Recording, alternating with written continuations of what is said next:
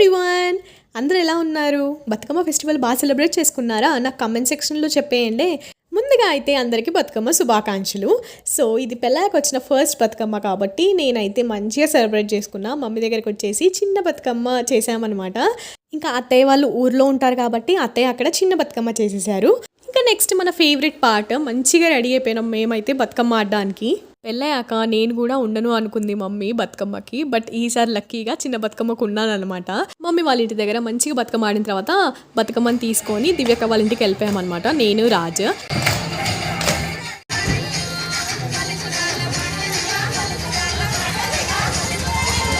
నాకు మామూలుగానే డ్యాన్స్ అంటే ఇష్టం. సో బతుకమ్మ ఫెస్టివల్ అప్పుడు ఇంకా డ్యాన్స్ ఆడకుండా ఉంటానా? సో నేనైతే మస్తు ఎంజాయ్ చేసిన.